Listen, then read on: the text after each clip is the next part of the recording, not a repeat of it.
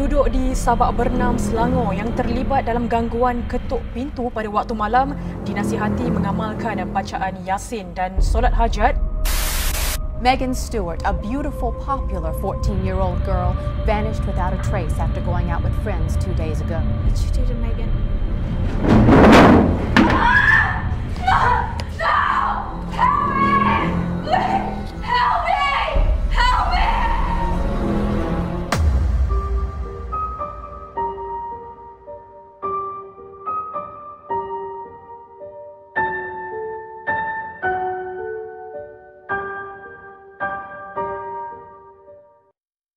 Assalamualaikum warahmatullahi wabarakatuh. Apa khabar semua? Nama aku Afwan and welcome back to another episode of Bibil Studio.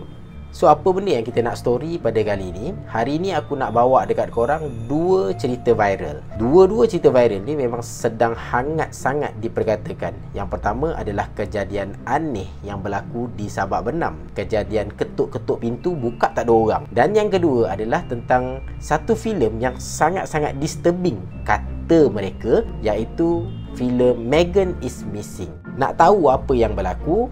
Jom aku story dekat korang. Baru-baru ni berlaku satu kejadian yang sangat aneh dekat Sabak Bernam. Satu kejadian yang misteri bercampur dengan mistik.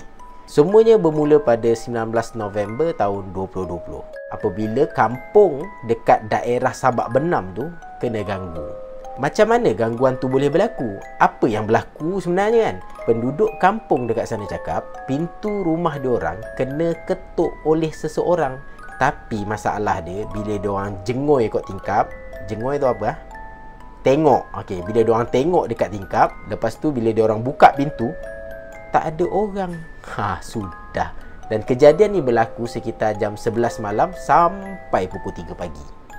Antara mangsa awal yang menerima gangguan ni adalah saudara Muhammad Khairul Anwar Muhammad Zani. Dia cakap pada satu malam, dia pergi ke dapur. Dia nak minum air ke, dia nak buat apa, tak tahulah kan. Tapi bila dia sampai dekat dapur, tiba-tiba dia dengar ada orang ketuk pintu dapur rumah dia. Ketukan tu bukan ketukan yang biasa-biasa, ketukan yang sangat-sangat kuat. Macam orang suruh buka pintu tu cepat-cepat. Macam ada something lah yang sedang berlaku dekat luar tu. So dia pun hairan lah, siapa pula yang ketuk pintu rumah aku malam-malam ni. Dia pun pergi tengoklah dekat tingkap, siapa yang ada dekat luar tu. Bila dia tengok dekat luar tu, tak ada siapa-siapa kan. Sudahan. Okey lah, tak apa lagi lah. Masalah tu tak ada apa-apa lagi lah. Mungkin angin ke apa ke kan. Biasalah nak menyedapkan hati. Lepas beberapa minit, berlaku lagi sekali ketukan tu. Tapi kali ni bukan dekat pintu dapur. Kali ni pintu yang diketuk adalah pintu bilik air rumah dia. Rumah Abang Gerul ni mungkin ada 2 atau 3 bilik air. So salah satu daripada bilik air yang diketuk tu, sebenarnya bilik air tu lama dah tak pakai. So apa yang jadi dekat Abang Khairul ni, meremang bulu roma dia. Dia sendiri cakap dia seram apa benda yang berlaku pada malam tu. Tapi nak buat macam mana? Dia tak nampak siapa yang ketuk pintu tu. Pengalaman yang sama juga berlaku pada saudari Nur Zaihana Yaakob. Tapi kali ni pintu yang diketuk bukan pintu dapur, pintu depan. Masa pintu tu diketuk, diingatkan anak saudara dia balik daripada kerja. So dia pun okeylah, tak ada apa-apalah masa tu. Dan dia pergilah ke tingkap rumah dia nak tengok betul ke anak saudara dia. Sebab biarlah, kes macam-macam bang. Kes rompak, kes samun semua, modus operandi lebih kurang sama je. Ketuk pintu, buka, habis licin rumah tu kan. So dia tengok nak pastikan. Tapi bila dia tengok, Allahuakbar, tak ada siapa-siapa depan pintu rumah tu. Tak tahu siapa yang ketuk. Dia sangat pasti dia dengar ketukan pintu tu. Sebab ketukan pintu tu sangat-sangat keras. Macam nak roboh lah pintu tu dia ketuk kan. Tapi bila dia tengok, tak ada orang. Tak seram lagi macam tu. Kalau dia orang berdua je yang ada pengalaman macam ni, tak apa. Tapi bukan dia orang berdua je. Separuh daripada penduduk kampung Batu 37 Barat dekat Sabak Bernam tu mengalami benda yang sama. Bahkan kampung lain yang berdekatan dengan kampung Batu 37 Barat tu pun mengadu benda yang sama juga. Meeting bang orang kampung. Dah habis tu ketuk pintu, buka tak ada orang. Oi, kau jangan macam-macam ni kan. Ni apa benda berlaku kan. Tindakan yang diambil oleh orang kampung, confirm lah, mengadakan rondaan pada waktu malam. Yelah, takut macam aku cakap tadi, ada orang kes samun ke apa, mana tahu. Tapi bila diorang buat rondaan, tak jumpa pula siapa-siapa yang mencurigakan. Benda yang lagi pelik, masa diorang buat rondaan tu kan, sepatutnya bila buat rondaan tak adalah kes tu. Diorang buat rondaan, kes tu masih lagi berjalan. Kes tu masih lagi ada. Maksudnya dekat sini, aku boleh cakap bukan orang lah yang ketuk pintu, kan? Benda lain lah, kan? Dekat sinilah orang-orang kampung yang terlibat ni, dia dah macam ada something wrong somewhere ni. Ini bukan manusia ni, kan? Ini bukan manusia ni, kan? Bila dah jadi macam ni, fenomena ni heboh dekat social media. Ada orang share dekat WhatsApp, ada orang share dekat FB, Instagram, mana-mana lagi lah ada orang share, kan? Lepas tu ada banyak juga video-video yang bertebaran dekat luar sana ni berkaitan dengan kes misteri ketuk-ketuk pintu ni. Diorang kata ada nampak something. Disebabkan masa diorang buat rondaan tu, diorang tak tangkap ataupun tak jumpa siapa-siapa pun yang mencurigakan, yang melila-lilau dekat dalam kampung tu. Lepas tu ada pula video-video yang berkaitan dengan ketuk-ketuk pintu ni, dan video-video tu memang memisterikan. Diorang kata nampak something dan sebagainya. Dekat sinilah timbul dia teori mistik yang menyatakan semua ni adalah perbuatan pocong. Dengar macam ni, penduduk kampung buat solat hajat, baca yasin semua, halau lah benda-benda ni kalau betul itu adalah perbuatan daripada makhluk-makhluk yang macam ni. Tapi sampai sekarang benda tu tak settle lagi. Bahkan ketukan yang jadi sekarang ni lagi ganas daripada sebelum ni. Ada orang cakap benda ni disebabkan kes cabar-mencabar dalam ilmu hitam ataupun ilmu mistik macam ni. Orang ni dia nak tunjuk power, so dia hantarlah something ke, pocong ke, apa benda ke untuk buat kacau dekat satu kampung tu. Lepas tu yang seorang lagi pun pengamal ilmu hitam, ilmu mistik juga. Dan dia kata, alah bukan kau seorang je boleh buat, aku boleh buat juga bang. Dia pun hantar dia punya juga pergi kacau dekat kampung lain. Lalas jadi macam competition, pocong siapa yang lagi power kacau kampung. Ada juga orang cakap benda ni sebenarnya ada orang bela, tapi tengah-tengah bela ni terlepas bang. Allahu Akbar. Lepas terlepas tu yang dia pergi melilau dekat kampung, pergi ketuk pintu rumah orang. Orang cakap juga mungkin sebab tuan dia ni tak bagi makan dekat benda ni, ataupun orang yang bela ni dia tak cukup ilmu. Sebab tu benda tu senang-senang pergi rumah orang, ketuk pintu rumah orang. Mungkin dia nak cari makan, ataupun mungkin dia nak cari tuan baru. Dia tak selesa dengan tuan dia yang sekarang ni, yang bodoh ke macam mana tak tahulah, kan. Tapi ada juga orang cakap orang yang bela tu dah meninggal. So bila meninggal, dia melilau lah pergi cari tuan baru. Sudah. Walau apa pun yang jadi, misteri tetap jadi misteri. Apa sahaja yang berlaku dekat Sabak Benam sekarang ni, tak ada siapa pun yang boleh bagi tahu apa sebenarnya yang terjadi. Sebab tak ada siapa pun yang tahu apa sebenarnya yang berlaku. Ya. Lagi satu. Ada satu lagi teori yang aku boleh bagi dekat korang. Siapa yang ketuk pintu ni? Ni, dia ni lah kot yang ketuk pintu ni.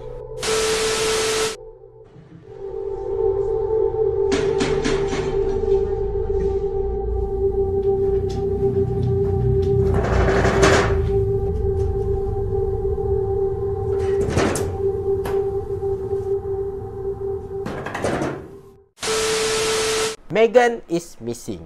Filem ni sebenarnya rilis pada tahun 2011, tapi baru sekarang video ni trending. Tapi dia trending dekat TikTok. Megan is Missing ni mengisahkan tentang dua orang sahabat baik, Megan dengan Amy.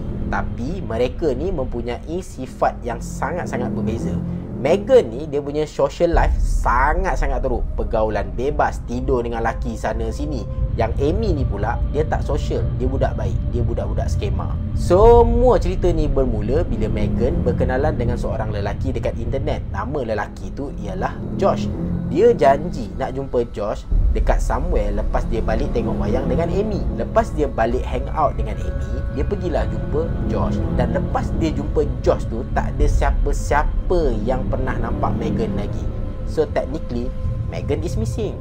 Satu hari, Amy lepak bawah jambatan tempat dia selalu lepak dengan Megan. Dan Amy ni dia suka buat video diary menggunakan handycam ataupun kamera yang diberikan oleh ayah dia. Tiba-tiba datang seorang lelaki culik Amy, dan kamera tu pun penculik tu ambil dan rakam semua penyiksaan yang dilakukan terhadap Amy. Dan penculik tu adalah penculik yang sama menculik Megan. Apa sebenarnya yang berlaku? Korang kena tengok sendiri. Megan is Missing. Tapi budak-budak kena tengok. Cerita ni memang sangat teruk. Daripada segi bahasa, daripada segi social life diorang, tak berapa bagus lah untuk budak-budak tengok. Bukan tak berapa bagus, memang budak-budak tak boleh tengok lah. Aku tak berniat nak ceritakan jalan cerita dia satu demi satu detail, sebab aku nak cerita pasal kontroversi cerita ni. Diorang cakap cerita ni adalah cerita benar, berdasarkan kisah benar. Footage yang digunakan pun adalah footage yang benar. Pengarah kepada Megan is Missing ni juga, dia bagi warning dekat TikTok. Dia cakap macam ni.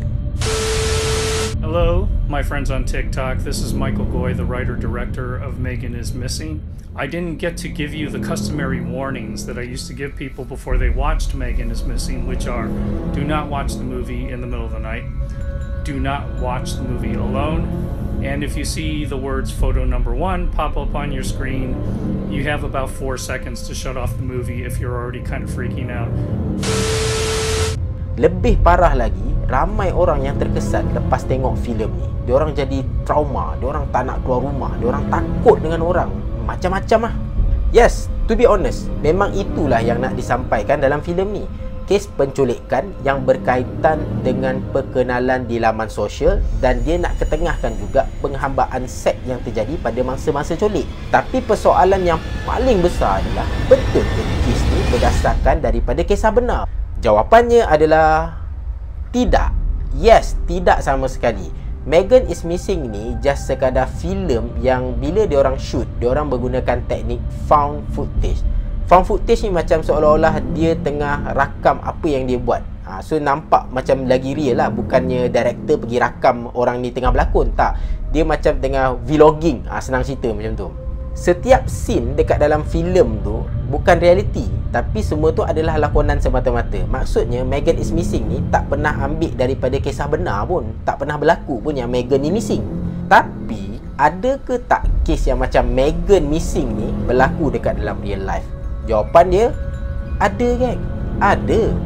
Memang kes penculikan untuk dijadikan hamba seks ni betul-betul berlaku. Dan cerita dia ni memang sangat-sangat tragis. Kalau korang nak tahu cerita dia macam mana, nanti dekat dalam Babel Studio aku akan bawa cerita-cerita ni semua. So terjawablah persoalan, Megan is Missing adalah satu lakonan semata-mata, bukanlah berdasarkan kisah benar. Tapi filem ni sebenarnya dia nak bagi tahu kesedaran tentang kes-kes penculikan dan juga penghambaan seks itu berlaku dekat dalam dunia nyata. Satu mesej yang sangat-sangat baik. Tapi bagi aku, filem ni dia boleh improve lagi daripada segi dia punya shoot, dia punya angle, dia punya lakonan apa semua tu. Kalau kata dia buat benda ni betul-betul, TikTok lah, memang TikTok lah filem ni. So, itulah dia 2 cerita viral yang aku boleh bagi dekat korang untuk episod kali ni. Terima kasih sebab dah tengok video ni sampai habis. Bagi sesiapa sahaja yang dah subscribe aku punya channel Babel Studio, jutaan terima kasih aku ucapkan kepada korang semua. Dan siapa yang belum lagi subscribe tapi korang tertekan tengok video-video aku ni, dipersilakan untuk subscribe Babel Studio. InsyaAllah aku akan buat video lagi. Video aku semuanya berkenaan tentang misteri, konspirasi, kontroversi dan juga true crime. Yang banyak sangat cerita-cerita ni aku nak share dekat korang. Tak masuk akal. Memang cerita-cerita ni tak masuk akal. Semoga jumpa lagi at the next video. Jangan lupa untuk share video ni. Aku gerak dulu. Abang Roger. Assalamualaikum. Dadah.